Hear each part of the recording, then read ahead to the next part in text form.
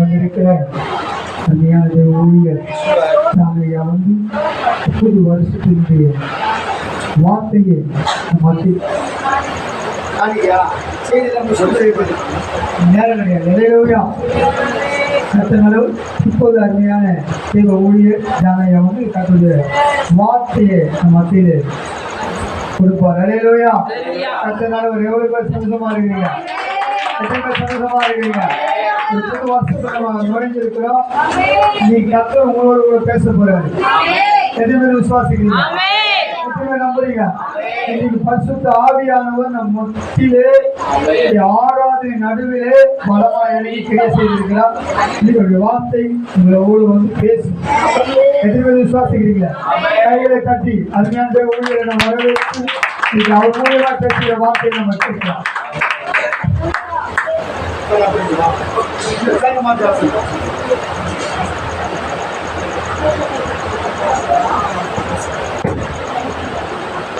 மகிமை உண்டாகட்டும்.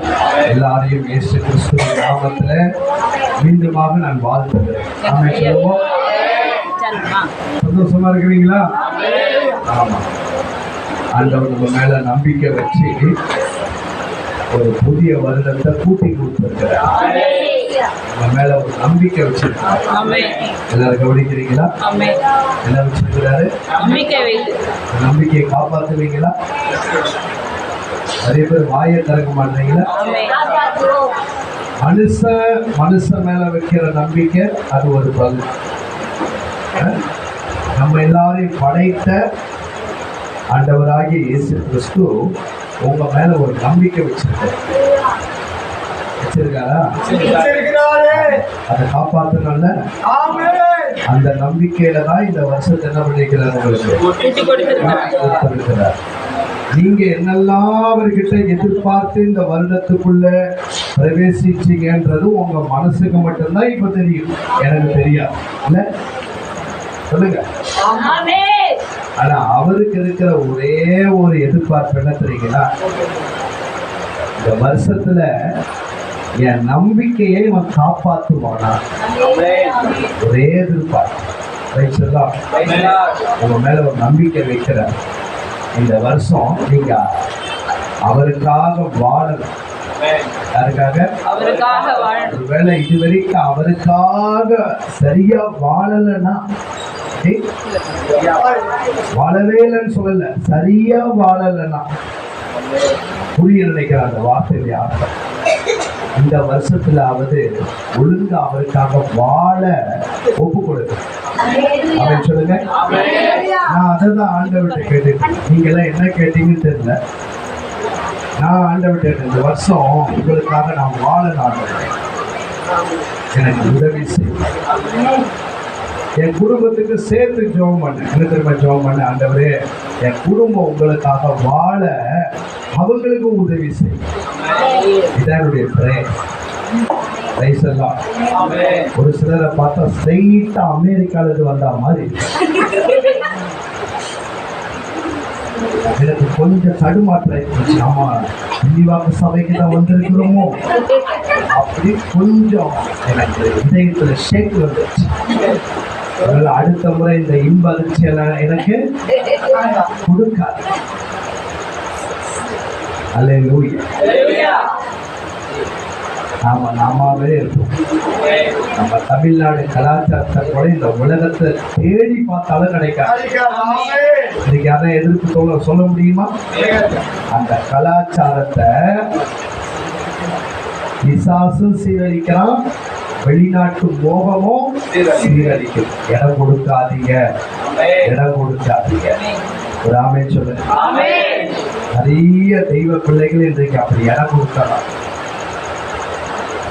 சொல்ல போனா சில ஊழியர்கள் கூட நல்லா இருப்பாங்க, திடீர்னு ஃபாரின் போயிட்டு வந்தா அப்படியே மறுரூபம் ஆயிடுவாங்க. சோதம் நாமவே இருக்கும். ஆமென் சொல்லுங்க. அவர் அவராகத்தான் இருக்கிறார். யாருக்காக அவர் என்ன பண்றது இல்லை. நாம கர்த்தருக்காக மாத்திக்கணும். மற்றபடி எப்படி இருக்கணும்? சத்தம் வரலையே. ஆமென். ஆமாகவே இருக்கு. Right sir. கர்த்தர் உங்களை ஆசீர்வதிப்பார். சரி. ஒரு ஆசீர்வாதமான வார்த்தையை இந்த ஆண்டில் நாம தியானித்து அதன் அடிப்படையிலே நாம வாழ்ந்து கர்த்தரால ஆசீர்வதிக்கப்பட போகிறோம். ஆமென் சொல்லுங்க. சங்கீதம் 92ஆம் சங்கீதம் எடுத்துக்கொள்ளுங்க. 92ஆம் சங்கீதம் 12ஆம் வசனத்தை படிக்கலாம். நீதிமான் பனையைப் போல் செழித்து லீபனோனில் உள்ள கேதுருவைப் போல் வளருவான். ஒரு ஆமென் சொல்லுங்க. அருமையான வார்த்தை ஆண்டவர் நமக்காக எழுதி வைத்திருக்கிறார். இந்த வார்த்தையை நாம எந்த அளவுக்கு புரிஞ்சிருக்கிறோம் என்பது எனக்கு தெரியாது. இந்த வார்த்தை ஒரு தீர்க்க தரிசனமான வார்த்தை. ஒருவேளை இன்னைக்கு யாருக்காவது தீர்க்க தரிசனம் கேட்கணும்னு நினைப்புல வந்தா இது உங்களுக்கு போதுமானது. இது தீர்க்க தரிசன வார்த்தை. சொல்லுங்க. இது எப்படிப்பட்ட தீர்க்க தரிசன வார்த்தைன்னு சொன்னா ஒரு குறிப்பிட்ட ஆண்டிற்காக மாத்திரம் சொல்லப்படுகிற தீர்க்க தரிசன வார்த்தை அல்ல, நம்முடைய வாழ்நாள் முழுவதும் சொல்லப்பட்ட தீர்க்க தரிசன வார்த்தை. நீதிமான் என்ன துவங்குது? நீதிமான் என்று சொன்னா அது ஒருவரை குறித்து சொல்லப்பட்டது கிடையாது. நீதிமானுடைய கூட்டத்துக்கு மொத்தமா கர்த்தர் பேசிய வார்த்தை. சொல்ல உங்களுக்கு புரியுதா?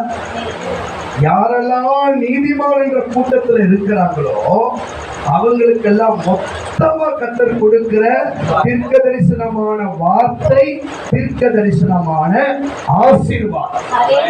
அவன் சொல்லுங்க. நீதிமான் என்ற கூட்டம், நீதிமான் என்ற கூட்டம் அவன் வாழ்க்கையில் எப்படி இருப்பான்? பனை மரத்தை போல செழிப்பான், கேதுரு மரத்தை போல வளருவான். ஒரு ஆமென் சொல்லுங்க. அதற்கு மகிமை.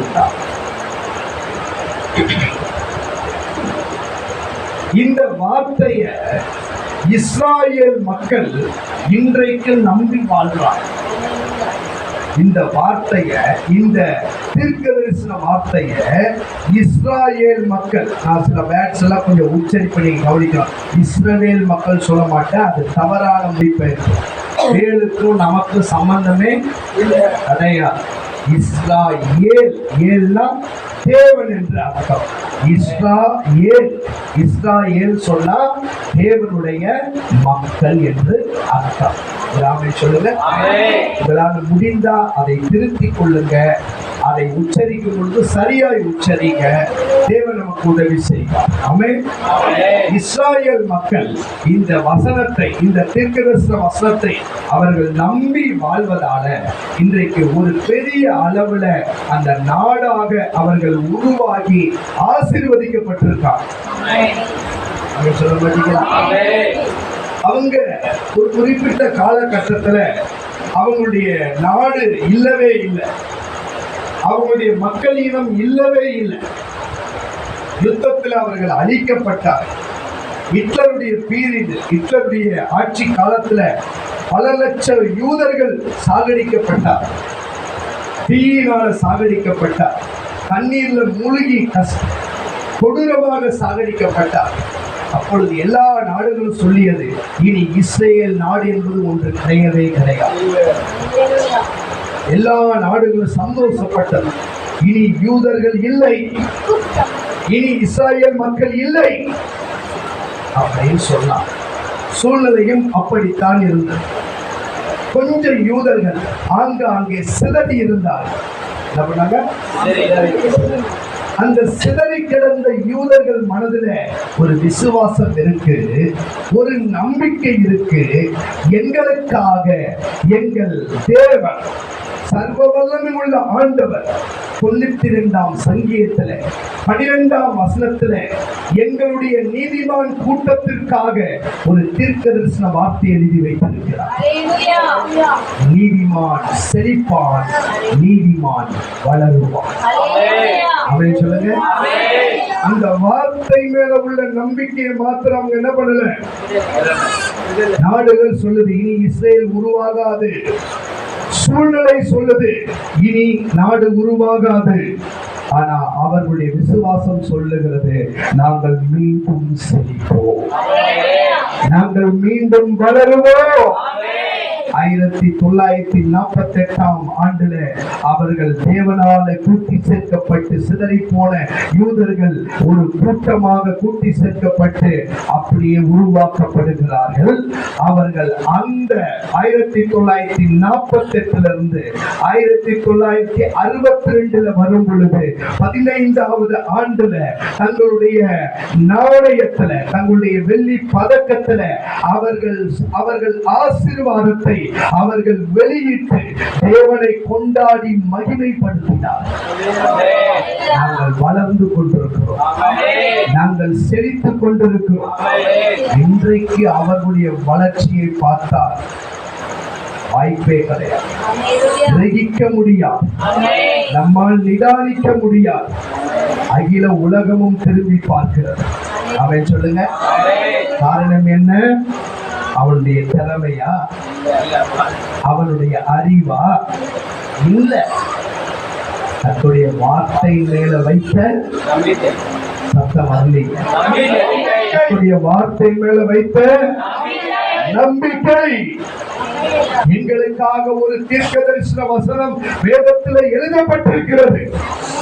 நான் எந்த தீர்க்க தரிசிக்கும் போய் தலை கொடுக்க வேண்டிய அவசியம் இல்ல. அந்த பழக்கம் தான் இந்த வருஷத்துல விட்டு இங்கேயும் வளர்ந்து வெளியே போய் தலை கொடுக்க. சில நேரத்துல தேவையில்லாத கை உங்க தலையில பட்டுச்சு, அப்புறம் பிரச்சனை வர வரும். உண்மை. ஒரு வருஷத்துக்கு முன்னாடி ஒரு சகோதரிக்காக ஜெபிக்க போனோம். ரொம்ப பலவீனமா என்னன்னா, ஒரு வாரத்துக்கு முன்னாடி ஒருத்தர் வந்து ஜோம் பண்ணிட்டு போனாரு. நான் படுத்து படிக்க ஆயிட்டேன். பார்த்தீங்கன்னா உங்களுக்குன்னு ஒரு மெய்ப்பரை கொடுத்துருக்கிறார். யாரை கொடுத்துருக்கிறாரு? உங்க பார்வையில அவர்கிட்ட ஞானம் இருக்கோ என்ன இருக்கோ எனக்கு தெரியாது, உங்க பார்வை சொல்லும். ஆனா பைபிள் சொல்லுது, என் இதயத்துக்கு ஏற்ற மேய்ப்பர்களை உங்களுக்கு தருவேன். உங்களுக்கு ஒரு மேய்ப்பரை கொடுத்தா அவர் தான் உங்களுக்கு மேய்ப்பன். வேற பக்க வழி மேய்ப்பன் எல்லாம் வச்சுக்க கூடாது. ஓகேங்களா? சொல்லுங்க. ஆமா, அவருக்கு என்ன தெரியும் அப்படின்னா அவருக்கு தெரியாது, இயேசுவுக்கு தெரியும். அப்படிதானே? உனக்கு பிரச்சனைன்னு சொன்னா உங்களை உரிமையா ஏதாவது பேசினா கூட உரிமையாக உங்களுக்காக ஓடி வருகிறது உங்க மெய்ப்பன் தான். நான் கூட வரமாட்டேன், என்ன கூட கூப்பிட்டீங்கன்னா வர மாட்டேன், வர மாட்டேன். எனக்கு கொஞ்சம் ஆடு இருக்கு, அந்த ஆடை மேய்க்கதான் நான் பார்ப்பேன். சொல்ல உங்களுக்கு புரியுதா? அதனால உங்களுக்காக கொடுத்த மேய்ப்பனுக்கு நீங்க உண்மையா இருந்தீங்கன்னா அதிநிமித்த கர்த்தர் உங்களை ஆசீர்வதிப்பார். ஆகையினால நீங்க இந்த வசனத்தை சரியா விசுவாசிச்சீங்கன்னா போதும், இந்த ஆண்டுல நீங்க செழிக்கவும் செய்யலாம், வளரவும் செய்யலாம். ஆமென் சொல்லுங்க. இந்த வசனத்தை அப்படியே நீங்க விசுவாசிக்கணும். இது எனக்கா எழுதப்பட்ட தீர்க்க தரிசன வசனம். ஒருவேளை உங்களுக்கு இந்த சந்தோஷமா ஆரம்பிக்கிற இந்த மாதத்துடைய இந்த வருஷத்துடைய சூழ்நிலை முதல் மாதம் எப்படி இருக்குன்னு தெரியாது, 2வது மாதம் எப்படி இருக்குன்னு தெரியாது. சகோதரர் சாட்சியமும் சொன்னாரு, எங்களுக்கு வராத பிரச்சனையே இல்லை, நானே பயந்துட்டேன் அப்படின்னு சாட்சி. நாங்க சந்திக்காத பிரச்சனையே. அப்படி இருந்தாலும் நம்ம பிரச்சனையை வரவேற்க வேண்டாம். ஆமென். நம்ம வாய் தானே வந்து பிரச்சனை ஆயிடுச்சு. அவன் எதை சொல்றோமோ அதுதான் அவன். அவன் சொல்லுங்க, நான் வாழ்ந்திருப்பேன். இயேசுவின் நாமத்தில் நான் வாழ்ந்திருப்பேன். இயேசுவின் நாமத்தில் நான் சுகித்திருப்பேன். இயேசுவின் நாமத்தில் நான் பலனாய் இருப்பேன். இயேசுவின் நாமத்தில் நான் அநேகருக்கு ஆசீர்வாதமா இருப்பேன். அப்படி உங்களுக்கு நீங்களே என்ன பண்ணணும்? பேசிக்கணும். அதுதான் விசுவாச வார்த்தை. என்ன வார்த்தை? விசுவாச வார்த்தை. ஆகையினால ஒருவேளை இந்த முதல் மாதம் நீங்க எந்த சூழ்நிலை சந்திக்கிறது தெரியாது, ஆனா உங்களுடைய மனசு தடுமாறக்கூடாது. எனக்கு ஒரு வார்த்தை சொல்லப்பட்டிருக்கிறது. எனக்கு ஒரு வார்த்தை, இது புதிய வார்த்தை இல்லை, ஏற்கனவே வேதத்தில் எழுதப்பட்டதை ஆண்டவர் இன்றைக்கு விளக்கி சொல்லுகிறார். ஒருவேளை இதுவரைக்கும் இதனுடைய சரியான வெளிச்சம் நமக்கு இல்லாம இருக்கிறார். இன்றைக்கு இந்த வசனத்துடைய வெளிச்சத்தை நமக்கு கொடுக்கிறார்.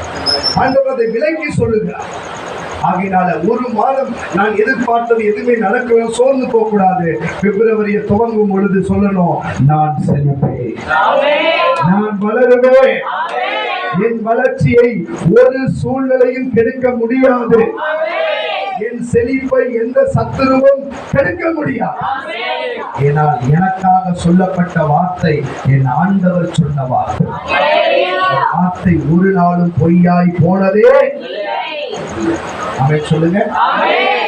இன்றைக்கு இதுல 2 மரத்தை குறித்து பேசப்படுகிறது இல்லைங்களா? ஒன்று பனை மரம். என்னது? ஒன்று பனை மரம், இன்னொன்று கேதுரு மரம். இந்த பனை மரம் என்பது நம்முடைய தமிழ் வேதாகமத்துல மொழிபெயர்க்கப்பட்டிருக்கிறது. ஏன்னு சொன்னா, நம்முடைய தமிழ் அந்த மொழிபெயர்ப்புல அவங்க அதிகமாக இந்த தமிழ்நாட்டுல எல்லாம் பார்த்தது என்னன்னா பனைமரம் தான் அதிகமா பார்த்தாங்க. அதனால அவங்க என்ன பண்ணிட்டாங்க, பனை மரம் எழுதிட்டாங்க. மூல மொழியில எபிரேய மொழிதான் மூல மொழி. அதுல இருந்துதான் இது என்ன பண்ணுது, மொழிபெயர்க்கப்பட்டது. நம்முடைய மொழிக்கு மொழிபெயர்க்கப்பட்டது. அதுல போய் பார்க்கும் பொழுது இது பேரீச்சை மரம். என்ன மரம்? ஆமா, டேட் பாம் ட்ரீ. ஆங்கிலத்துல பாம் ட்ரீனா பனை மரம், டேட் பாம் ட்ரீனா பேரீச்சை மரம். அல்லேலூயா. இது என்ன மரம்? ஒரிஜினல் என்ன மரம்? பேரீச்சை பழ மரம் அப்படின்னு சொல்லலாம், இல்லைன்னா பேரீச்சை மரம் அப்படின்னு சொல்லலாம். ஓகேங்களா? பேரீச்சை மரத்தை போல நம்முடைய வாழ்க்கை செழிக்கும். இதை போல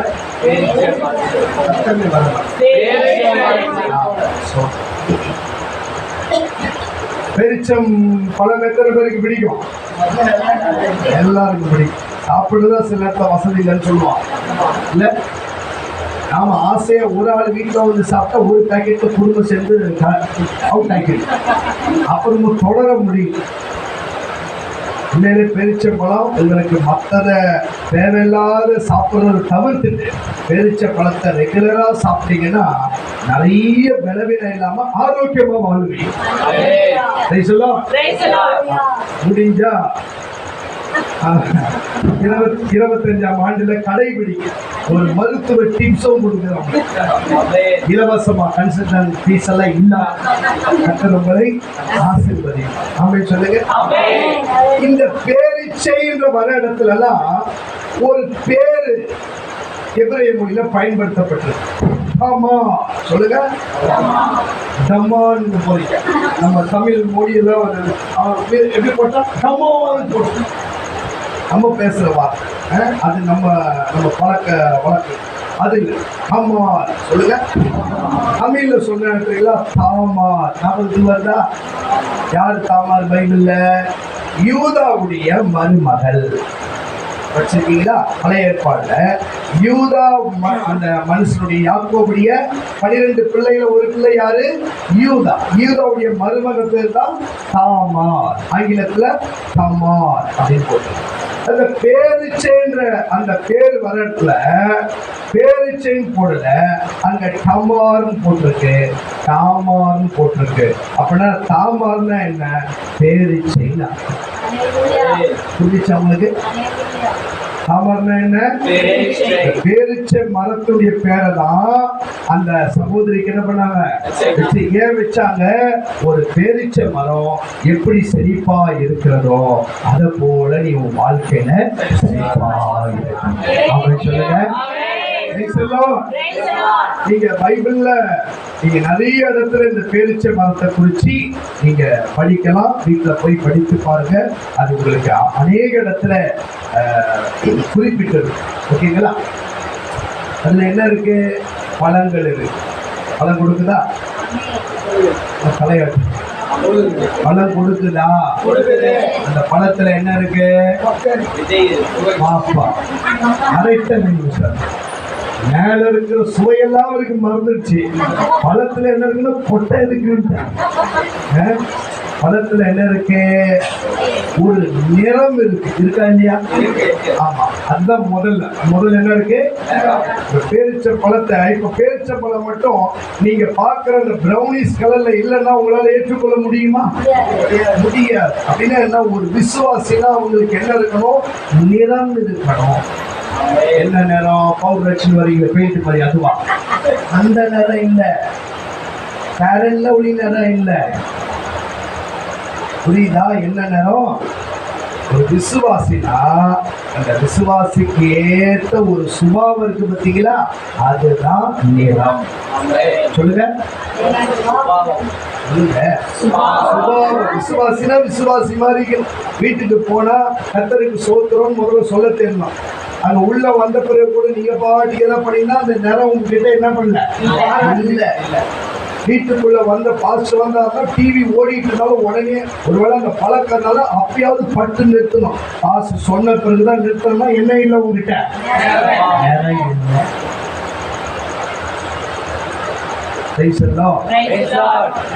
நான் ரொம்ப ஆழமா போகல, அதை தொட்டு கடந்து போவேன். நிறைய இருக்கும். அடுத்தது என்ன இருக்கணும்? சுவை இருக்கு. பேரிச்சம்பழம் சாப்பிட்டா சுவை இருக்கா? ஸ்வீட் இருக்கா? இன்னொன்னு கொடுங்க. இன்னொன்னு வாழ்க்கையில ஸ்வீட் இருக்கா? இருக்கா? வீட்டம்மா தனியா கேட்டாலும் ஸ்வீட் இருக்கா இல்லைன்னா காரம் இருக்கான்றது ஸ்வீட்டா இருக்கலாம், இனிமையா சுவையா இருக்கணும். மனைவிமார்களுக்கெல்லாம் ஒரு அன்பான ஆலோசனை, சமையலை கொஞ்சம் சுவையா செய்யும். அவங்க ஆண்கள்லாம் படாத பாடுபாடு என்னையும் சேர்த்துதான் சொல்றேன்.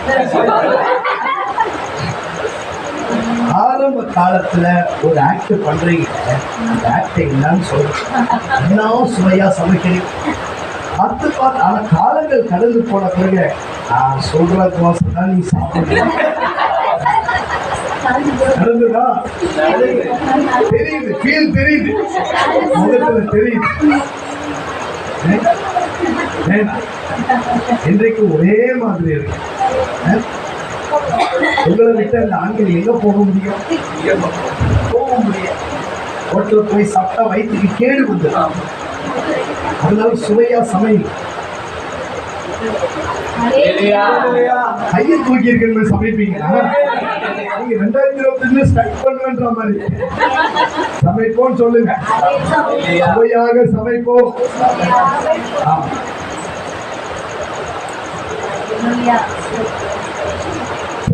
குறிப்பிட்ட சமையல்கார் செய்த நம்பிக்கையோடு போறோம். அவர் பிரியாணி சமைச்சு அப்படி இருக்கும்.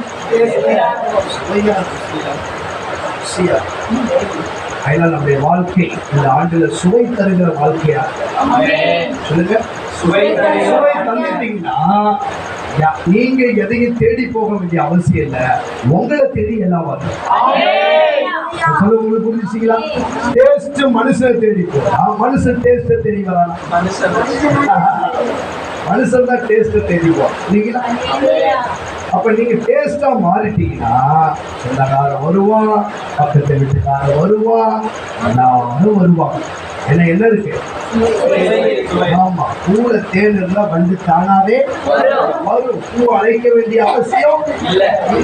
ஆனா 2025 நாம எப்படி மாறணும்? சத்தமா நம்ம கொடுப்பீங்களா? அவர் நம்பிக்கை காப்பாத்துவீங்களா? சரி. முதல்ல என்ன பார்த்தோம்? நிறம். என்னது? நிறம். இரண்டாவது சுவை. மூணாவது எழுப்புறீங்களா? இதை புசித்தால் பலவீனம் நீங்கும். தொடர்ந்து பேரிச்சை பழத்தை நீங்க புசிச்சுட்டே வாங்க, உங்ககிட்ட இருக்கிற வீக்னஸ் எல்லாம் மாறும். உங்களுக்கு பலன் உண்டாகும். பலன் உண்டாகும் அப்படின்னா என்ன? நாம பலவீனப்படுத்துறவங்களா இருக்கக்கூடாது, மற்றவங்களை பலப்படுத்துறவங்களாக. நம்ம பேச்சு எப்படி இருக்கணும்? அவனே சோகத்துல இருக்கான், இந்த அம்மா போய் அப்படியா முடிஞ்சு போச்சு. அவனே ஏற்கனவே எப்படி இருக்கிறான்? அவனை தைரியப்படுத்து, அவனை பலப்படுத்துங்க. ஆமென். அவன் குறைய போய் அதிகமா அவங்ககிட்ட பேசிட்டு இருக்காதீங்க. குறையெல்லாம் மாத்துறவரு கர்த்தர் தான். ஆமென் சொல்லுங்க. ஆமா, பிரசங்க நேரத்துல கர்த்தர் பேசணும். பைபிள் படிக்கும் போது கர்த்தர் பேசணும். மற்ற நேரம் எல்லாம் கர்த்தருக்கும் அவங்களுக்கும் தொடர்பை விட்டுருக்கு. நான் அதிகமா மக்களை ஒரு ஆலோசனையாகவோ அல்லது சில நேரத்தில் எச்சரிப்பா பேச ஒரே இடம் இந்த பிரசங்க இடம் மட்டும்தான். தனிப்பட்ட முறையில் நான் யாரையும் அதிகம் எனப்படுறது இல்லை, அப்படியெல்லாம் பேசுறது கிடையாது, அதிக நேரமும் கிடையாது. கர்த்தரவனை சரிப்படுத்தும். கர்த்தருக்கு மகிமை உண்டாகும். ஆகையினால பலப்படுத்துகிறது. என்ன பண்ணுது? சொல்லுங்க. இதுக்கு மேல ஒண்ணு சொல்லணும்னா, இந்த பேரிச்ச பழத்தினால நிறைய மக்கள் செல்வந்தர்களாய் மாறுகிறார்கள். பிசினஸுடைய அமைப்பை நீங்க யோசிச்சிருக்கீங்க. இந்த பேரிச்சப்பழம் இந்த உலகத்துல எந்த அளவுக்கு பிசினஸ் இருக்குன்னு பார்த்துருக்கீங்களா? நெட்ல செக் பண்ணி பாருங்க, அப்ப தெரியும் அது எவ்வளவு ஆசீர்வாதத்தை மனிதனுக்கு கொண்டு வருகிறது.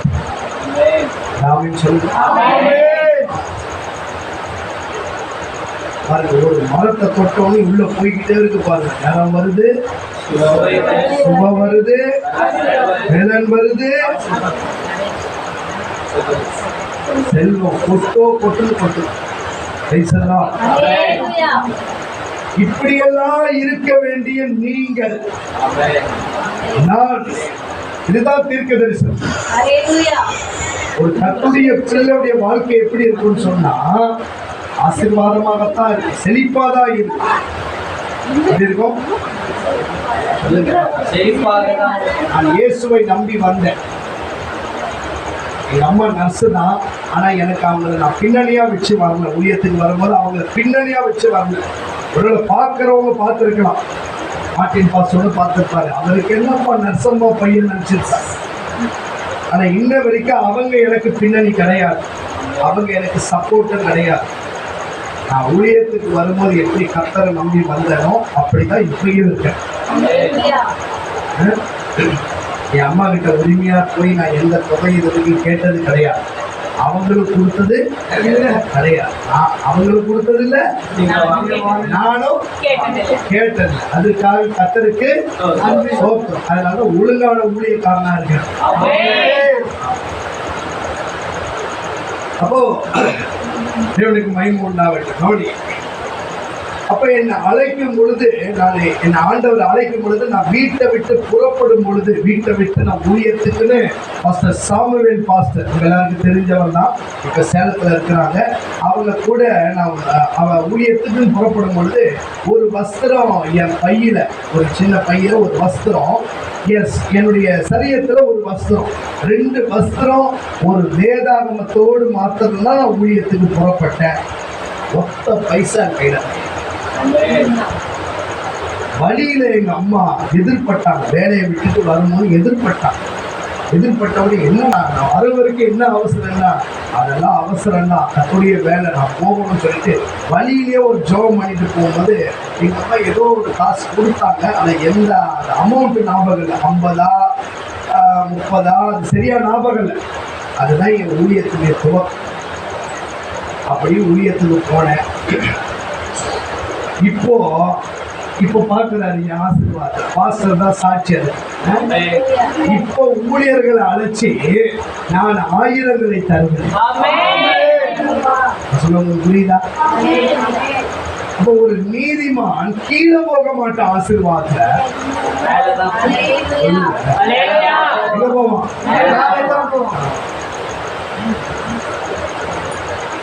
எனக்கு ஆசீர்வாதத்துல மேல போற விஷயத்த எனக்கு நான் இருந்த ஊழியக்காரர் கூட எனக்கு சரியா சொல்லித்தாரு. எனக்கு மேல இருந்த ஊழியக்காரங்க கூட எனக்கு என்ன பண்ணல, அது சரியா சொல்லித்தாரு. கர்த்தர் சொல்லி கொடுத்தார். நீ கொடுக்கிறதுல உண்மையா இருந்தா உனக்கு ஆசீர்வாதம் சொல்லுங்களேன். செழிப்பு மட்டும் வேணுமா? கொடுக்க மாட்டாங்க. என்ன நியாயம்? செழிப்பு வேணும்னா என்ன பண்ணணும்? கர்த்தர். ஆமா, கர்த்தர் கொடுக்கிறதுல உண்மையா கொடு. பக்கத்து வீட்டுக்கு கொள்ளைச்சு அப்படியெல்லாம் கேட்கல. ஆண்டு எனக்கு என்ன கொடுத்திருக்கிறாரோ சொல்லுங்க, அதுல அவருக்கு என்ன பண்ணணும்? உண்மையா கொடுத்தா இந்த ஆண்டெல்லாம் வீண் செலவு வராது, மருத்துவ செலவு வராது. 29 வருஷம் ஆச்சு, டாக்டர்கிட்ட போகவே விடல. இவ்வளவு பெரிய கிருபைல, இவ்வளவு பெரிய ஆசீர்வாதம். ஏன் கொடுக்கிறோம்? நீங்க ஒண்ணு கொடுக்கறதுக்கே சில தள்ளுவீங்க. நான் 2 பகுதி கொடுக்குற கத்துருக்கு. அடுத்த பகுதிக்கு போலாமான்னு மனசு துடிச்சுக்கிட்டு இருக்கு. புரியுதா விஷயம்?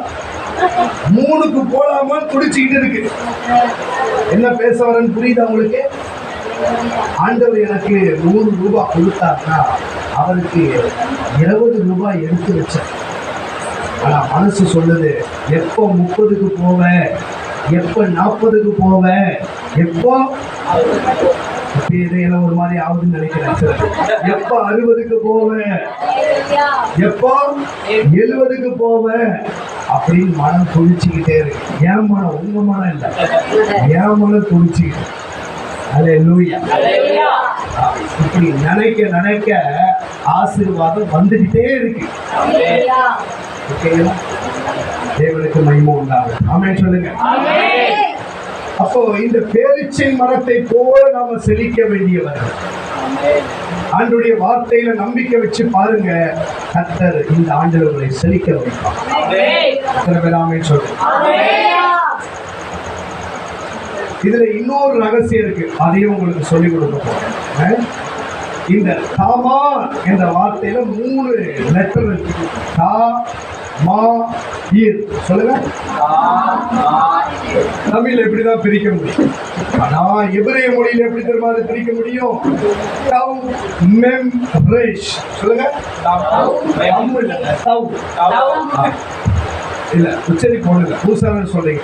தவ் மெம் ரேஷ். சொல்லுங்க, தவ் மெம் ரேஷ் எப்படி தமார் ஆகும் அப்படின்னு நீங்க கேள்வி எழுப்பி நான் போன பிறகு நீங்க மண்டையை போட்டு யோசிப்பீங்க. அதனால எல்லாம் நானே சொல்லி கொடுத்துருவோம். தவ் அப்படின்னு நம்ம உச்சரி பண்ணது தா, மெம்னா மா, மெம் மா. ஓகேங்களா? ரேஷ் இர் ஆ. ஓகேங்களா? இப்ப அப்படியே சேர்த்து சொல்லுங்க, தமா. வந்துச்சா? இல்லங்க, ஹா ஒரு ஒலி சவுண்ட் இல்ல, ஹிம் ஒரு ஒலி சவுண்ட், மா ஹம்மா. சொல்றோமா? எல்லாம் தலையாட்டு சொல்லதான் மாட்டேன். அந்த ஒலி சவுண்ட் ஒவ்வொரு வார்த்தைக்கும் அதுக்கு ஒரு உச்சரிப்பு ஒலி இருக்குல்ல, அதை போலதான் இந்த தமா. தவ் மெம் ரேஷ். சொல்லுங்க, தவ் மெம் ரேஷ். ஓகேங்களா? இப்ப இந்த தவுக்கு ஒரு அந்த லெட்டருடைய ஒரு வடிவம் இருக்கு, மெம்முக்கு அந்த லெட்டருடைய வடிவம் இருக்கு, ரேஸுக்கு அந்த லெட்டருடைய வடிவம். ஓகேங்களா? மறுபடியும் இங்க இல்ல, இருக்கிற மாதிரியே உங்களுக்கு சொல்லி கொடுத்தேன். எல்லாம் சாட்டரா எடுத்து சொல்லுவோம். எனக்கு ஆயத்தம் பண்ண எனக்கு சமயம். எபிரேய மொழி எப்படி வரும்னா இப்படி இருந்து படிக்கிறது இல்லை, இப்படி இருந்து படிக்கிறது. வலதுபுறத்துல இருந்து இடதுபுறம். தாவு மெம் ரேஷ். சொல்லுங்க, தாவு மெம் ரேஷ். ஓகேங்களா? இந்த தவுடைய லெட்டர் எப்படி இருக்குன்னு சொன்னா சிலுவை வடிவில் இருக்கும். என்ன வடிவில்? ஆமா, சிலுவை வடி. நல்ல எழுதிக்க, முடிஞ்ச நோட் பண்ணி எழுதி வச்சுக்கோங்க, அப்புறம் மறந்துடுவீங்க. இந்த மெம் என்ற இந்த லெட்டர் எந்த வடிவில் இருக்குன்னா தண்ணீர் வடிவில் இருக்கு. தண்ணீர், சொல்லுங்க, ஒரு கடலை போல, ஒரு தண்ணீரை போல. இந்த ரேஷ் என்ற வார்த்தை தலை வடிவில் இருக்கும். என்ன இருக்கும்? மறுபடியும் சொல்லாமா? தவு எப்படி இருக்கும்? சிலுவை வடிவத்தில் இருக்கும். சிலுவையை குறிக்கிற வடிவத்தில் இருக்கும். இந்த மெம் எப்படி இருக்கும்? கடல் தண்ணீரை போல இருக்கும்.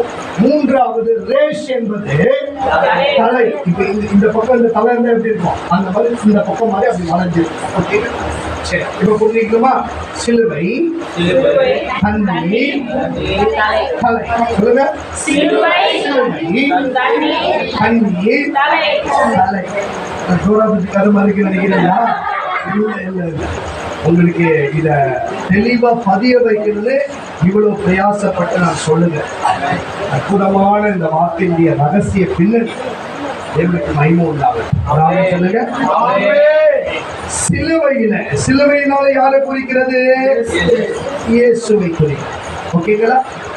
இந்த தண்ணீர் நல்லா பாருங்க, அந்த தண்ணீர் எதை குறிக்குதுன்னு சொன்னா அதனுடைய பின்னணி விளக்கம் என்னன்னா, தண்ணீர்னால ஆழங்கள் இருக்கு, மர்மங்கள் இருக்கு, குழப்பங்கள் இருக்கு. என்ன இருக்கு? தண்ணீருக்குள்ள ஆழம் இருக்கா? தண்ணீர்ல திசை மாறி ஒக்க மாறிட்டாலும் அவனுக்கு குழப்பம் வருமா? தண்ணீருக்குள்ள மர்மங்கள் இருக்கா? உள்ள நிறைய மர்மங்கள் இருக்கா? இருக்கா இல்லையா? ஆழத்துல போய் பாருங்க, அங்க நிறைய மர்மங்கள்லாம். அடுத்தது மூணாவது என்ன? தலை. தலைன்னா தலைவர், முதன்மையானவர். நமக்கு தலைவர் யாரு? இயேசு கிறிஸ்து. நல்லா புரிஞ்சுக்கோங்க. தலைவராகிய இயேசு கிறிஸ்து சிலுவையில எனக்காக எல்லா பிரச்சனைகளையும் முறியடித்து எனக்கு ஆசீர்வாதத்தை ஏற்படுத்தி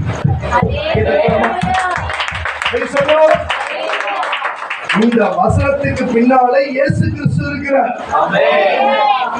இது வரைக்கும் உங்களால புரிய முடியுதுதா? அதை புரிஞ்சுக்கணும். எதை படிக்கணும்?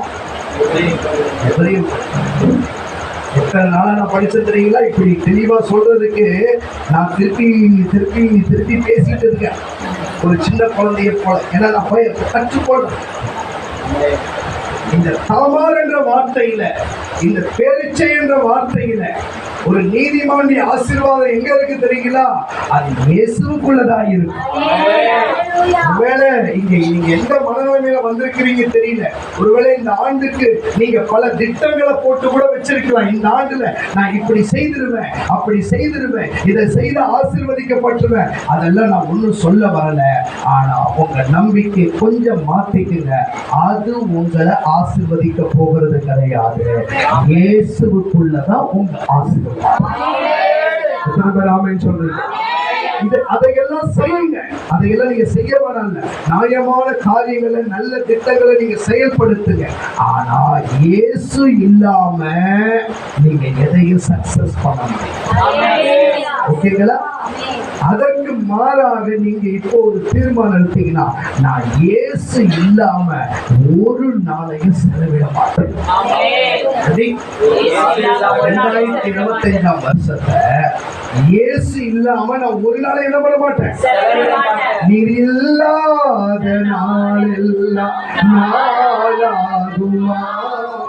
நீர் இல்லாத வாழ்வெல்லாம் வாழ்வாகுமா? நீர் இல்லாத நாளெல்லாம் நாளாகுமா? நீர் இல்லாத வாழ்வெல்லாம் இப்படி வாழணும். எப்படி? அப்படின்னா என்ன? காலையிலே யாரை தேடணும்? டீ கொடுப்போம், அது இல்லை. அது கொட்டாவியோடு தேடணும். நாளை எப்படி துவங்குறது? சுத்தமாயோடு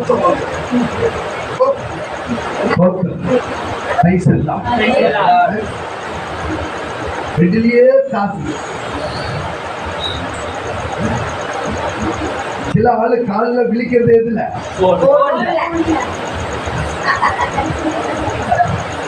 அப்புறம் இவருக்கு என்ன வேணுமா? செழிப்பு வேணும் என்பது வர வயசுலாம். சில ஆள் என்ன பண்றாங்க? கையில பாத்திருக்கீங்களா? நான் பார்த்திருக்கேன். கைய பார்த்தா உங்களுக்கு செழிப்பு வந்து. சில ஆளுக்கு என் அம்மா முகத்தை பார்த்தா அப்படி ஒரு பழக்கம். யாரு முகத்தை பார்த்தா ஆசீர்வாதம். அவர் தேவ மனுஷன்கிட்ட அவர் பிராக்டிக்கலா பார்த்தா ரொம்ப ஆச்சரியம். சரியா ஒரு பாசிட்டிவ் வந்து ஆர்டினேஷன் கொடுத்தார். அருமையான தேவ மனுஷன், எனக்கு நகப்படை போல இருந்த ஒரு மனிதன். 9 வருஷம் அவருக்கு உடல் ஊழியனாக இருக்கக்கூடிய பாக்கியம் எனக்கு கிடைச்சது. இன்னைக்கு அவர் நினைச்சாலும் எனக்கு மனசு கஷ்டமாயிடும். அவர்கிட்ட கோபம் இருக்கும், ஆனால் அவருடைய குணம் என்னை கவர்ந்தது. என்ன ஏதோ ஒரு விஷயத்துல சத்தம் போட்டுருவாரு. அவருக்கு நான் போகும்போது அவருக்கு 80 வயசு. அவரை விட்டு வெளியே வரும்போது 89 வயசு. 90 வயசுல அவர் இறந்துட்டார். நான் வந்து 1 வருஷத்துலேயே இறந்துட்டேன். அவர் கோவப்பட்டுட்டு உடனே அடுத்த நாள் என் வீடு தேடி வந்து நாளையா என்ன கோபம் வாங்குவார். கோவம் அப்படி பஞ்சா மறந்துட்டேன். நமக்கு அந்த பழக்கம் இருக்கா? அவன் மட்டும் 80 வயசுக்கு மேல இருக்கிற ஒரு மூத்தவர் இந்த இளையவரை தேடி வருகிறார்.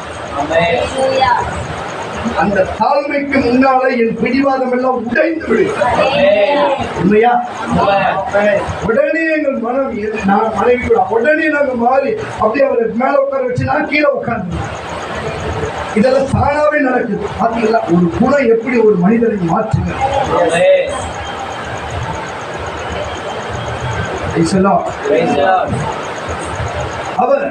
அவர் வீட்டுல தங்கி இருந்தார். ஒரு அதிகாலையில எழுந்து அதிகாலையில் அவருடைய சின்ன ஒரு அறை, ரொம்ப வசதியில சின்ன ஒரு பிரைவேட் போட்டு ஒரு சின்ன ஒரு படுக்கை போட்டு அதில் ஒரு சோத்திரம். நான் ஆளில் படுத்துட்டு இருக்கேன். ஒரே ஒரு ரூம் தான். அவங்க மகன் மருமகன் அவங்க அந்த ஆளில் நான் படுத்துட்டு இருக்கேன். சிலர்த்த சபையில் படுப்பேன், சிலர்த்த அந்த கீழே படுத்தேன். அப்போது ஒரு நாள் படுத்துருக்கும் போது ஜபசத்தை கரெக்டாக 4 மணிக்கு எழுந்துட்டார். ஐயா சோத்திரம் பண்ணுறாரு. சரி நானும் எழுந்து எங்கள் சோத்திரம் பண்ணேன். ஒரு ஜபத்தை விட்டு எப்போலாம் வருவார், என்ன அவருடைய ஆக்டிவ்ல எப்படி இருக்கு அப்படி கொஞ்சம் கண்காணிக்கலாம் அப்படின்னு சொல்லிட்டு அன்றைக்கி நான் ரொம்ப கவனமாக அவரை பார்த்தேன். ஜபம் முடிஞ்சது ஒரு 4:45 அப்படி இருக்கும்னு நினைக்கிறேன். முடிச்சோடனே அப்படியே வெளியே எழுந்து வர. எப்படி வராருன்னா அனுதிரியாதோட கோரிக்கை வர.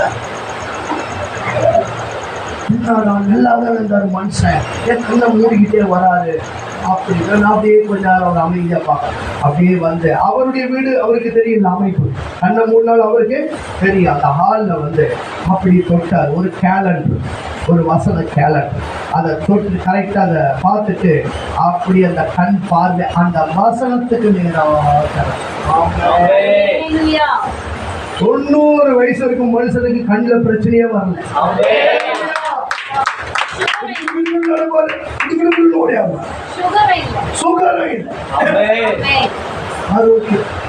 எதுல விழிப்பாரு? வசனத்தில்.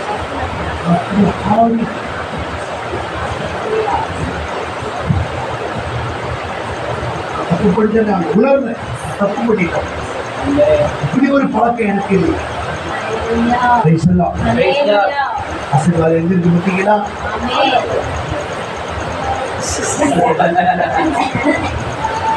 இதுல இல்ல, இதுல இருக்கு.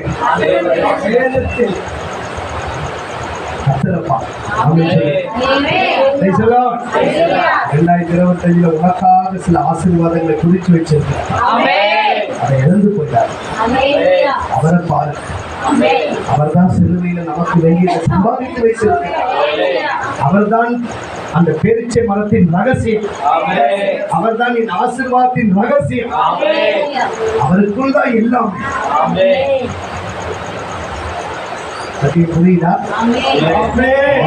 மேல் உங்களுக்கு புரியுதா? இது இந்த வருஷத்தோடு இல்ல, வாழ்நாள் முழுவதும் இந்த வசனம் இந்த வருஷத்துக்கு மாத்திரம் இல்ல, வாழ்நாள் முழுவதும் உன்னை செழிக்க வைக்கிற வசனம், உன்னை வாழ வைக்கிற வசனம். உன் ஆசீர்வாதம் வசனத்துக்குள்ள இருக்கிறது. உன் ஆசீர்வாதம் வசனத்துக்குள்ள இருக்கிற இயேசுவுக்குள் இருக்கிறது. ஆமென் சொல்லுங்களேன்.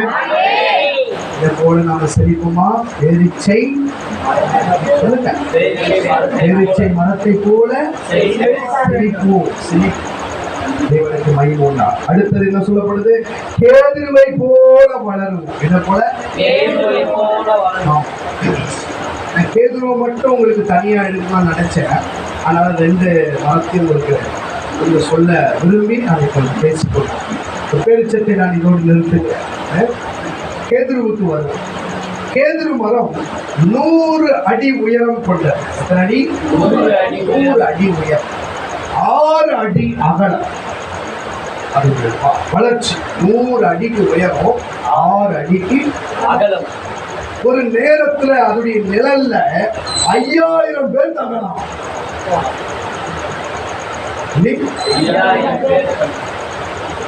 அப்படின்னா நம்ம வளர்ச்சி எப்படி இருக்குமா? அப்படி இருக்குமா? 5000 பேருக்கு நீ நிழல் கொடுப்பேன். 5000 எவ்வளவு பேர் வந்தாலும் அசலவே மாட்டேன். 2 பேர் வந்தா தள்ளாடுறிய, 2 பேர் ஐயோ போன் பண்ணிட்டாங்க, அத்தா எங்க இருக்கீங்க தெரியல, வரும்போது பரோட்டா பிடிச்சிடுவாங்க, தள்ளாடுறீங்க. அல்லேலூயா. இதெல்லாம் உங்க ஸ்டைல்ல சொன்னாலும் உங்களுக்கு புரியும். அதில் வந்து இதெல்லாம் செய்ய வேண்டியதா போச்சு. 2 பேரை பார்த்தோன்னே கிடு கிடு கிடு கிடு அரட்டும் அரட்டும் அரட்டும் உள்ள சொல்லட்டும். வீட்டுல சக்கரை தானா வரும். அவன் வரும்போது வேணாம்னு சொல்லி இருக்கிற சக்கரை ரிவர்ஸ்ல போயிடும். ஏன் திரும்ப உன் வீட்டுல அற்புதம் நடக்கிறது இல்ல? அந்த சாதி பார்த்துக்கிட்ட வீட்டுல ஏன் அற்புதம் நடந்தது? கடைசியா கொஞ்சம் மாவு எண்ணெய் புளியக்கார கேட்கும் போது சந்தோஷமா அதுல எடுத்து கொடுத்தா பாருங்க, உள்ளத்தை புடிச்சுக்கிட்டான். அந்த உள்ளத்தை புடிச்சுக்கிட்டு உடனே என்ன பண்ணிட்டாரு? வீட்டுல எடுக்க எடுக்க மாவு எண்ணெய் என்ன பண்ணுங்க வந்துகிட்டே இருக்கு. ஆமென் சொல்லுங்க.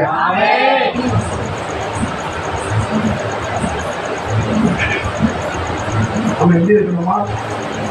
நேருக்கு நிழல் தர வேண்டும். எப்படி ஆண்டவருடைய வசனத்தை தான் உங்களோட பேச. கேதுருவை போல வளருவோம். உயரம் 100 அடி. 100 அடி இப்படியெல்லாம் பார்க்க முடியாது. உங்களுக்கு இப்படி பார்க்கறாங்க, நீ கேதுருவல்லன்னு அர்த்தம். இன்னும் வளர்ந்துகிட்டே போறாங்க. ஆமா, கர்த்தரோடு இருக்கு. கர்த்தருடைய வார்த்தை அவனுக்குள்ள இருக்கு. வளர்ந்துகிட்டே தான் போவேன். தைரியமா சொல்லுங்க, இன்னும் வளருவேன். தைரியமா சொல்லுங்க, என் ஆசீர்வாதம் இன்னும் வளரும், என் நன்மைகள் இன்னும் வளரும். நான் கர்த்தருக்குள்ள வளர்ந்துகிட்டே இருப்பேன். ஆசீர்வாதமா இருந்துகிட்டே இருப்பேன். பொறாம போனவன் பொறாம படட்டும், உருகி போறவன் உருகி போகட்டும். அப்படிதானே? உங்களை பார்த்து உருகுறாங்களா இல்லையா? ஆமா, நல்லா இருக்கலாம். எங்க இருந்து விடுக்கு வருது? திடீர்னு வேலை ட்ரெஸ் போட்டு வெளியே போறோம், திடீர்னு ஜாலியா இருக்கிறோம், ஹாப்பியா இருக்கிறோம். எங்க இருந்து பணம் வந்தது? நம்ம வீட்டுல கடனா ஓடிக்கிட்டு. அங்க சேவன் சென்றதான் ஹாஸ்பிட்டல். அங்க எதிர்க்கு ஒரு அம்மா காட்சி அங்கே மாண்பேன். எங்க வீட்டு புளியக்காரனாக வருவான், தங்குவான், சாப்பிடுவான், போவான். அடுத்த இப்ப டீம் போச்சுன்னா அடுத்த டீம் வா. இந்த அம்மா ஏன்னா எதிர் வீட்டுனால நல்ல நோட்டை விட்டுட்டே இருக்கும். சிலருக்குலாம் அடுத்த வீட்டை நோட்டை விட்டா ரொம்ப ஆசை. உங்க கண்ணெல்லாம் இந்த வருஷத்துல அப்படி இருக்கக்கூடாது. இயேசுவோட நோட்டை யாரை பார்க்கணும்? உங்க கண்ணு. ஆமா, பக்கத்து வீட்டுல என்ன நடக்குது, அவன் என்ன வாங்குறான், அவன் என்ன கவரை பூச்சிட்டு போறான், அதை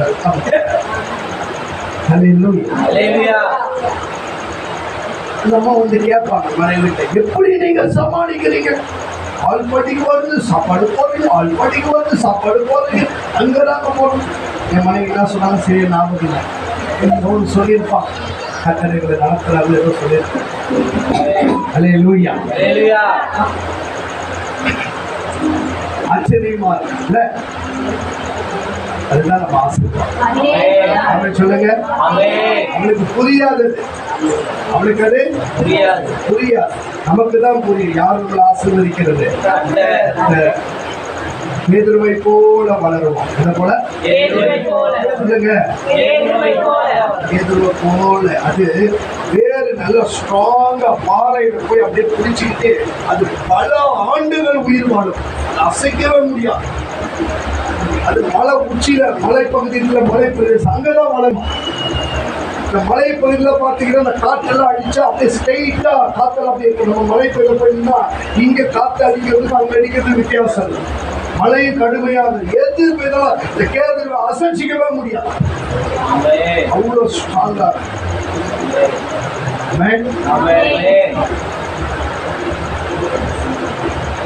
வளர்ச்சி அவ்வளவு ஸ்ட்ராங்கா. கத்தருக்குள்ள நீங்க வளர்ந்தீங்கன்னா, கத்தருக்குள்ள நீங்க உறுதியா இருந்தீங்கன்னா, நீங்க வாழ்க்கையில எப்படி இருப்பீங்க? ஆசீர்வாதமா இருப்பீங்க. ஆமென் சொல்லுங்க. ஆமென். அந்த மரத்துடைய வாசனை, அந்த மரத்துடைய வாசனை 25 கிலோமீட்டர் தூரத்துக்கு வீசும். பக்கத்து வீட்டை வீசும், வேற வாசம் தான் வருது. அதுக்கு ஸ்ப்ரேவர் அடிக்கிற ஃபைன் ரூம் ஸ்ப்ரே. ஒரு சர்ச்சுக்குள்ள போன 10 வாசனை வருது, எல்லாம் சேர்ந்து ஒரு கதம்ப வாசனை. ஒவ்வொரு ஆளும் ஒரு சென்ட் அடிச்சு வரும்.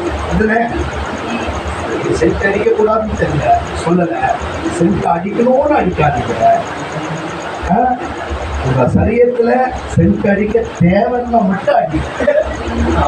உங்க சரீரம் நல்ல சரீரமா இருந்தா நீங்களே சென்ட் அடிக்க வேண்டிய அவசியம் இல்லை. சரீரம் நல்லா இல்லை, ஒரு ப்ராப்ளம் இருக்கு, புரியுதா? அதை விளக்கமா சொல்ல வேண்டிய அவசியம் இல்லை நினைக்கிறேன். அப்பா கொஞ்சம் என்ன பண்ணுங்க, பக்கத்துல இருக்க மைண்ட் வளர மாதிரி அடிக்குது. உங்களுக்காக அந்த நைட் அப்படி அடிச்சுட்டு வாங்க.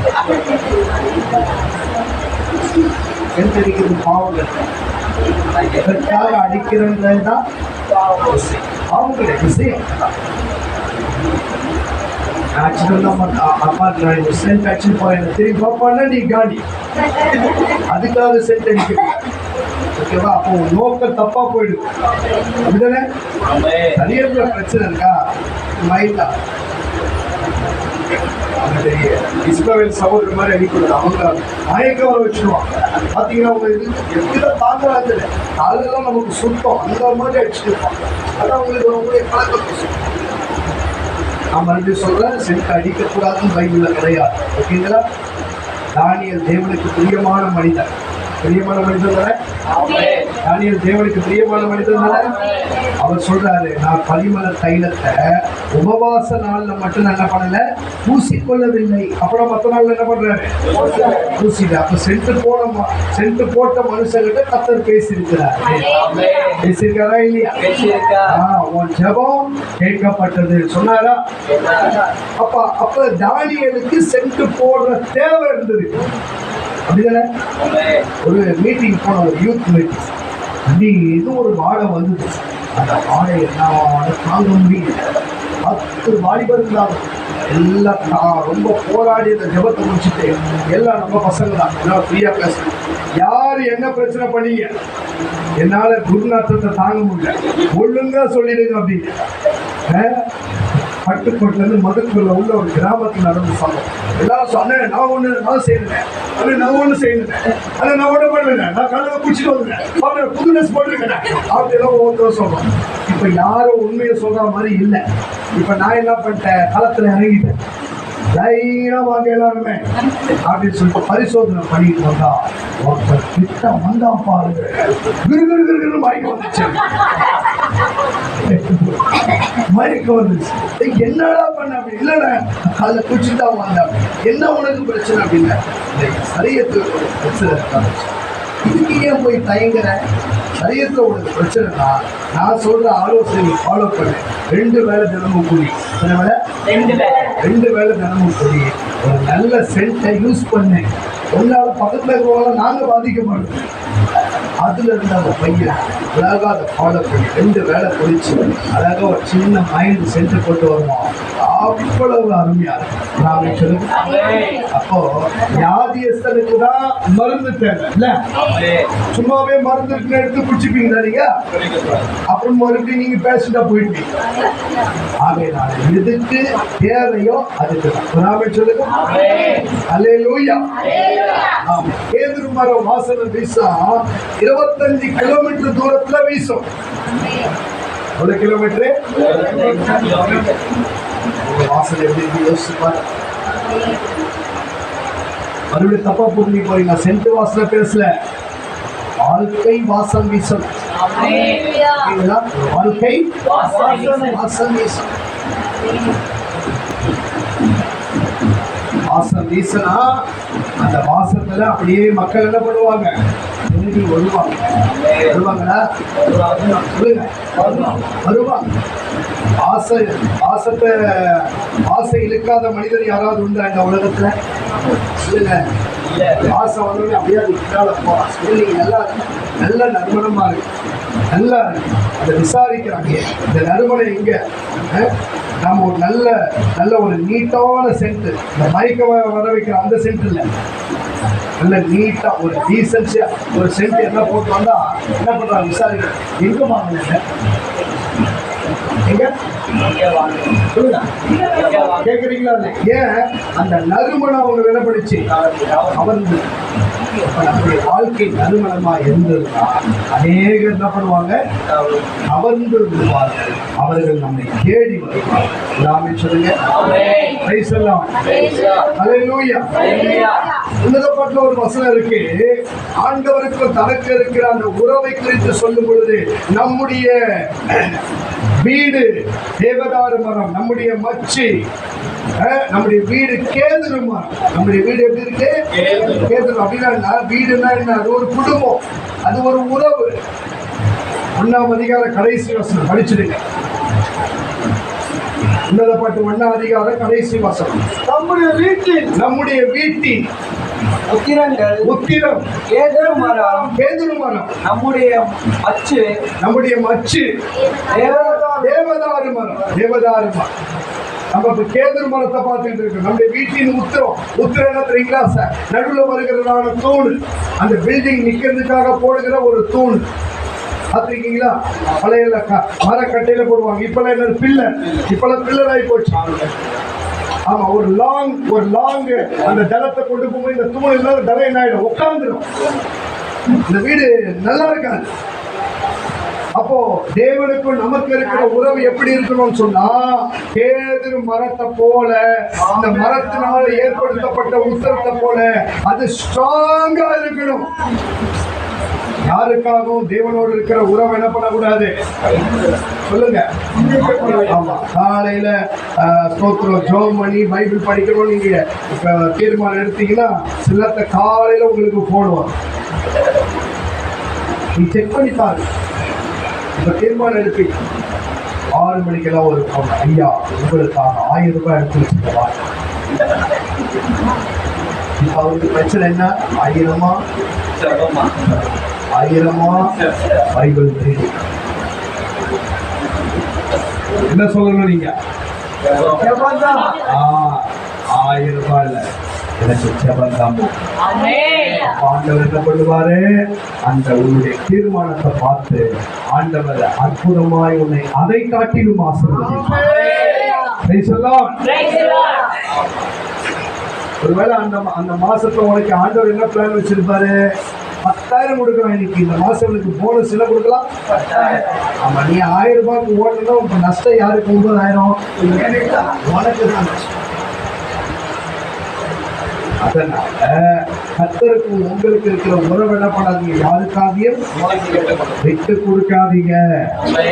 அவரை மட்டும் உங்களுக்கு பாட்டு பாடுறது இல்ல, என்ன விட்டு கொடுக்காதவர் நடத்து மாத்திரம் விட்டு கொடுக்கிறோம். அப்படியே திருப்பிக்கு அப்படியே அந்த வார்த்தை என்ன பண்ணும்?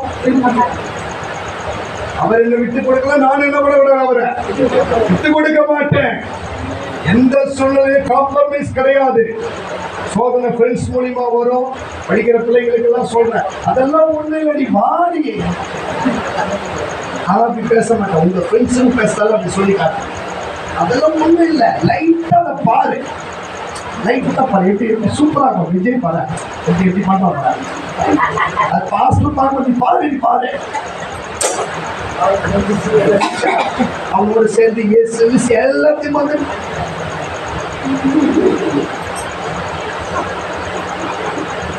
புது வருஷமாக சில ரைமிங் வேற சொல்லுவோம். உங்களுக்கு வாழ்த்து வந்திருக்கு. விட்டு கொடுக்காதீங்க. அவர் விட்டு கொடுக்காம இருந்ததால இந்த வரைக்கும் நீங்க வாழ்ந்துட்டு இருக்கீங்க.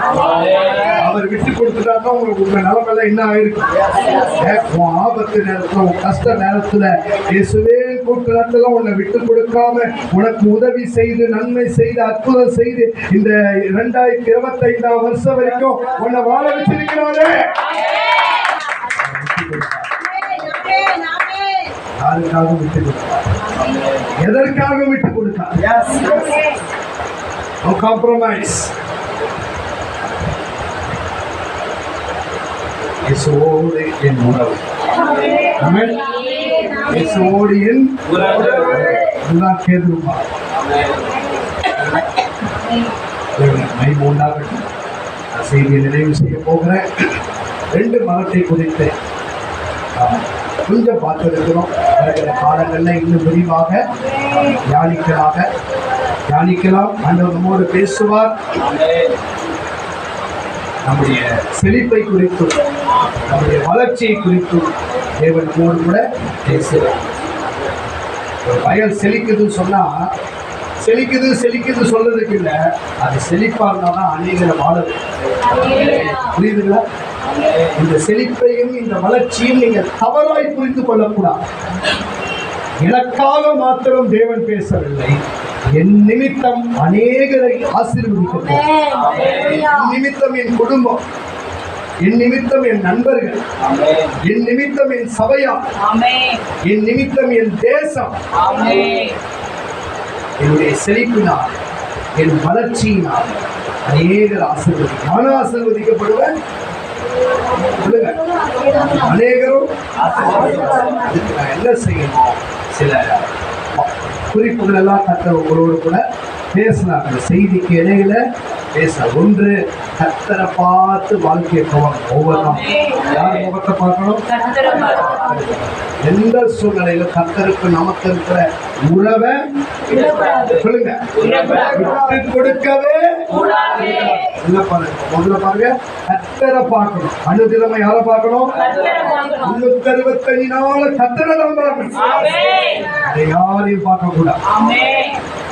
அடுத்தது கர்த்தருக்கும் உனக்கு இருக்கிற உறவு யாருக்காகையும் எதற்காகையும். 3வது நம்பிக்கை. இந்த ஆண்டுல கர்த்தராலதான் ஆசீர்வாதம். திடீர்னு யாராவது குறுக்கிட்டு உன்னை பெரிய ஆளாக்குறேன்னு சொல்லிட்டு உன்னை ஏமாத்துவான். நம்பிடாது. கர்த்தர் தான் என்ன பெரிய ஆளா. எல்லாத்துல பயங்கரமா வாக்கெல்லாம் கொடுப்பாங்க.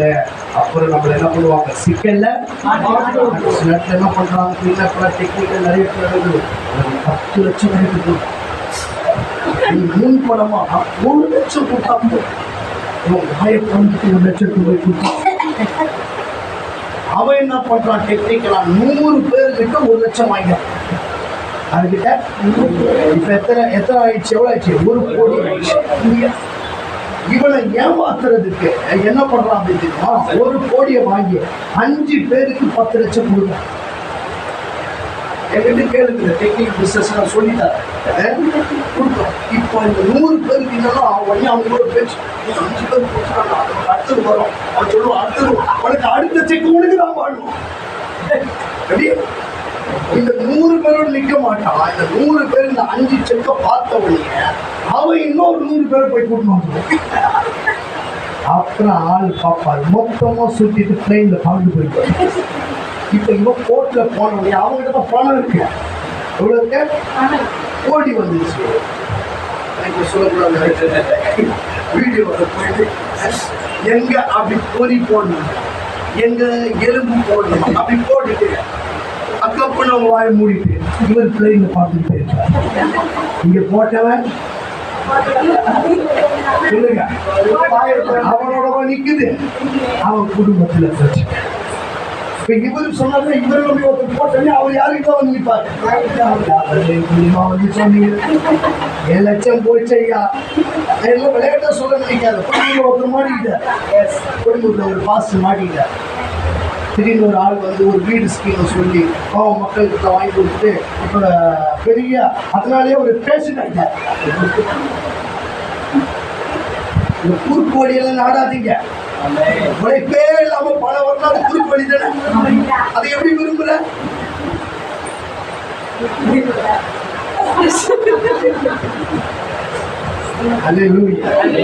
வேணாம் வேணாம் வேணாம், நான் உழைக்கணும். ஆசை ஊழியக்காரன் எங்களுக்கு அதான், நாங்க ஊழியம் செய்யணும், கர்த்தர் எங்களை ஆசீர்வாதம். சோம்பேறி ஒரு நாள் அவர் ஆசீர்வதிக்கிறது, சோம்பேறி அவருக்கு தேவை கிடையாது. ஒருவேளை சோம்பேறி மாற்ற அவர் காத்துக்கிட்டு இருக்கிறார். சோம்பேறியாவே இருந்துட்டு எனக்கு ஆசீர்வாதம் வேணா, யாருக்கிட்ட நம்ம ஆசீர்வாதம் இருக்கு? 3 காரியத்தை நீங்க முக்கியமா கடைபிடிக்கணும். 1, கர்த்தர் முகத்துல முடிக்க, கர்த்தருடைய உறவை யாருக்காக கூடாது, விட்டு கொடுக்கும். நம்பிக்கை, கர்த்தர் தான் என்ன ஆசை. 3 நீங்க சரியா கடைபிடிச்சீங்கன்னா இந்த ஆண்டுல அன்றைய வார்த்தைப்படி நிச்சயமா செழிப்பீங்க, நிச்சயமாக வளருங்க. சொல்லுங்க, மாசத்துல நம்ம சேர்ந்து சொல்லாமா? நீதிமான் வெளிப்பாடு சொல்லிட்டேன், பேரிச்சை மரத்தை போல செழித்து லீபனோனில் உள்ள கேதுருவை போல் வளருவான்.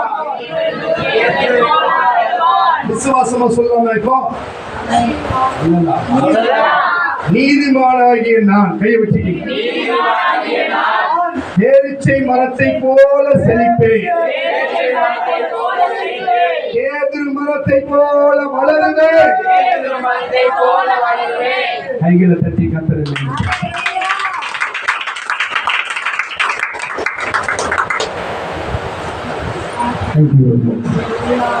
கர்த்தர் நல்லவர், கர்த்தர் நல்லவர். அல்லேலூயா.